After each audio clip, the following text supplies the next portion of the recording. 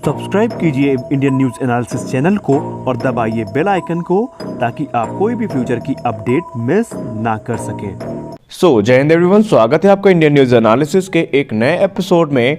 आज के अपने इस एपिसोड में हम बात करने वाले हैं कि आखिरकार किस प्रकार भारत के मिग-29 के फाइटर्स को F-18 सुपर हॉर्नेट का सामना करना पड़ेगा, और वो भी एक पूरी डॉग फाइट में।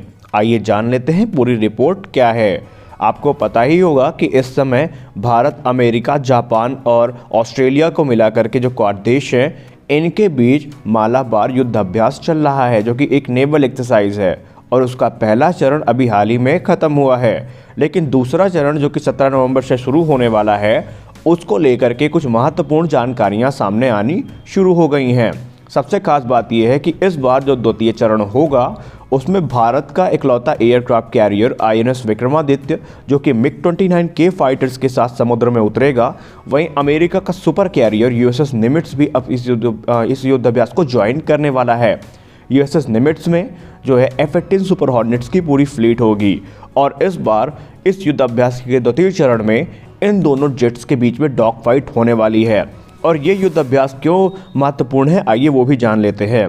दरअसल आपको पता ही होगा कि जो युद्ध अभ्यास हो रहा है, ये फिलहाल भारत और US की 2+2 मीटिंग के तुरंत बाद हो रहा है। और यहाँ पे आपको पता होना चाहिए कि 2+2 मीटिंग के तुरंत बाद अमेरिका ने अपना F-18 सुपर हॉर्नेट भारत को ऑफर भी किया था, जिसको लेकर के बहुत सारी न्यूज़ सामने आई। लेकिन अब क्योंकि चाइना के साथ जो टेंशन है वो ना सिर्फ भारत के बड़े हैं, बल्कि अमेरिका और जापान और ऑस्ट्रेलिया के भी बड़े हैं, तो ऐसे में इस युद्ध अभ्यास को काफ़ी ज़्यादा अच्छे से जोड़ करके देखा जा सकता है मौजूदा स्थिति से। तो यहाँ पर ऑस्ट्रेलिया पहले से ही F-18 सुपर हॉर्नेट ऑपरेट करता है। वहीं जापान की बात करें, जापान ऑलरेडी अमेरिकन फाइटर्स को ऑपरेट कर रहा है, फिर चाहे F-35 हो या F-15 ईगल हो। और भारत ही इन दोनों में से इकलौता देश है जिसके पास कोई भी US फाइटर्स नहीं है। तो ऐसे में डिफेंस एक्सपर्ट्स का ये मानना है कि जब USS निमिट्ज भारत में होगा तो बहुत मुमकिन है कि भारत के जो पायलट्स हैं नेवी के, वो इसका इंस्पेक्शन कर सकते हैं, इसका निरीक्षण कर सकते हैं, क्योंकि भारत ने अभी मौजूदा दौर की वार्ता में इसको लेने से मना कर दिया था। लेकिन कुछ रिपोर्ट ने यह भी कहा कि भारत इनमें से तकरीबन 20 एयरक्राफ्ट ले सकता है, लेकिन इंडियन नेवी की तरफ से ऐसी कोई भी हमारी तरफ इन्फॉर्मेशन नहीं आई।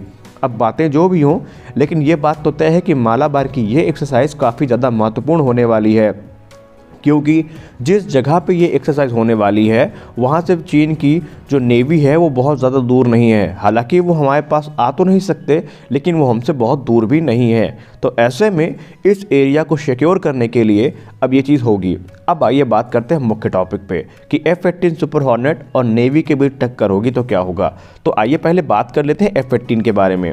तो F-18 की अगर हम बात करें तो ये एयर टू एयर मिसाइल और एयर टू सरफेस वेपन्स को अच्छे से कैरी कर सकता है, और कौन भूल सकता है इसके वेपन पैकेज को। दरअसल इसमें एक 20 mm की M61 रोटरी कैनन का यूज़ किया गया है। वहीं एयर टू एयर मिसाइल में इसमें सबसे घातक AIM-120 एमरम और AIM-9X Sidewinder air to air missile use की गई है।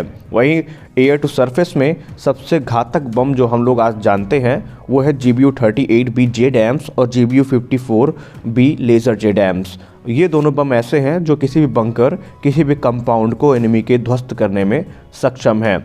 और वहीं भारत और US की 2+2 डायलॉग में इन सब को लेकर के भारत को रिपोर्ट की गई थी और भारत को ऑफर भी किया गया था। फिलहाल इंडियन नेवी अभी इसके बारे में कुछ नहीं खुल के बता रही है, लेकिन आपको बता दें कि अभी कुछ दिन पहले बोइंग के मैन्युफैक्चरर ने इस बात की घोषणा की थी कि वो एक प्रोटोटाइप जो कि भारतीय नौसेना की ज़रूरतों पर आधारित होगा उसको विकसित कर रहे हैं। और बाकायदा उन्होंने इस चीज़ का दावा भी किया कि उन्होंने मिग-29 को लेकर के जितनी भी ज़रूरत भारतीय नौसेना की है उसको आइडेंटिफाई किया। फिर भारतीय एयरक्राफ्ट कैरियर INS विक्रमादित्य का एक सिमुलेशन तैयार किया, और उस सिमुलेशन के आधार पर अब वो मिग-29 के फाइटर्स की तरह ही F-18 सुपर हॉर्नेट्स को डिज़ाइन कर रहे हैं। लेकिन उनका ये दावा है कि उनका F-18 सुपर हॉर्नेट्स मिग-29 फाइटर्स से किसी भी तरह से कम नहीं होने वाला है, क्योंकि आपको पता होगा कि मिग-29 को स्की जंप के लिए डिज़ाइन किया गया है, और जबकि जो F-18 है उनको कैटapult सिस्टम से लॉन्च किया जाता है। लेकिन अब F-18 हॉर्नेट्स को भी इसकी जंप के ट्रायल से गुजारा गया है, तो इसका मतलब ये है कि भविष्य में F-18 सुपर हॉर्नेट हमें इसकी जंप करते दिखेंगे। तो ऐसे में ये देखना लाजमी होगा कि MiG-29 इनसे कैसे कम्पीट कर पाता है। हालांकि हमने दोनों एयरक्राफ्ट पे अलग अलग वीडियो बनाई हुई है, जिसकी दोनों की लिंक आपको ऊपर कार्ड में मिल जाएगी, आप वहाँ जा कर के इसे देख सकते हैं। लेकिन अगर हम MiG-29K की डिज़ाइन पे नज़र डालें तो ये काफ़ी अलग है, क्योंकि MiG-29K बेसिकली MiG-29M का ही एक मॉडिफाइड वेरिएंट है, जिसे मुख्यतः नेवल ऑपरेशंस के लिए डिज़ाइन किया गया है। इसके एयरफ्रेम और अंडर कैरेज को इस प्रकार डिज़ाइन किया गया है कि ये लैंडिंग के दौरान बड़े पैमाने पर स्ट्रेस का सामना कर सके। कैरियर ऑपरेशंस के लिए इसमें फोल्डिंग विंग्स, एरेस्टर हुक और कैटapult अटैचमेंट्स को ऐड भी किया गया है। MiG-29 से अलग MiG-29K एयर रिफ्यूलिंग और बॉडी रिफ्यूलिंग करने में सक्षम है। MiG-29K में नए RD-33M के इंजन्स को यूज़ किया गया है, जो कि आफ्टर बर्निंग टर्बोफैन इंजन है। इनमें से प्रत्येक इंजन तकरीबन 86.3 किलोन्यूटन का थ्रस्ट आफ्टर बर्नर के बाद जनरेट कर सकता है। वहीं ये कैरियर बोर्न ऑपरेशंस के लिए तकरीबन 92.2 किलोन्यूटन तक का थ्रस्ट जनरेट कर सकते हैं।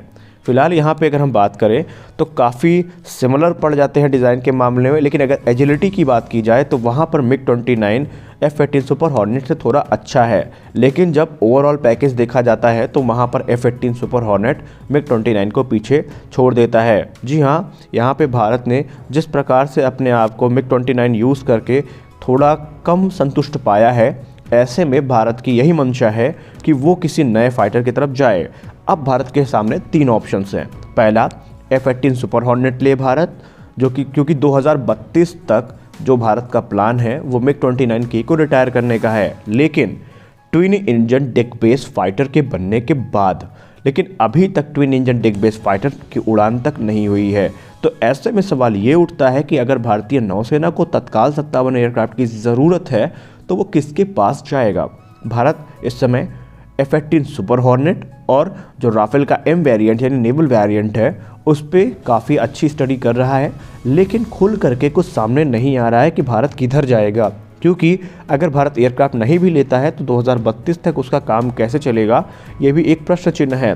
वहीं F-18 को लेकर के जो दावे हैं कंपनी के, जो दावे किए जा रहे हैं कि ये कई मामलों में MiG-29K से अच्छा है, तो ये भी देखना लाजमी होगा कि आखिरकार F-18 को लेकर के भारत की मंशा क्या होती है। फिलहाल आपको बता दें कि पिछले 2 महीने के अंदर काफ़ी बड़ी न्यूज़ इनको लेकर के आई हैं। एक तरफ जहां बोइंग ये कह रहा था कि इस बार एरो इंडिया 2021 में कुछ बड़ा बोइंग कर सकता है, बड़े से मतलब यही है कि शायद F-15EX नहीं तो F-18 सुपर हॉर्नेट के मॉडल हमें देखने को मिल सकते हैं, जो कि इंडियन ज़रूरत के हिसाब से बनाए गए होंगे। या फिर इस समय भारतीय नौसेना खुद के twin engine deck base fighter को लेकर के कुछ बड़ी अपडेट दे सकती है, क्योंकि हाल की रिपोर्ट पे यही पता चला है कि जो काम है उसको हरी झंडी मिल चुकी है बनाने के काम को, और 2026 तक पहली फ़्लाइट भी आयोजित करा ली जाएगी। तो हमारे लिए भी अब ये काफ़ी इंटरेस्टिंग बन चुका है एरो इंडिया 2021, क्योंकि एरो इंडिया 2021 वो एयर शो होने वाला है जो कई रात से पर्दा उठाएगा, और ये हमारे लिए भी काफ़ी ज़रूरी होगा। तो मिलते हैं अपने अगले वीडियो में, तब तक के लिए जय हिंद।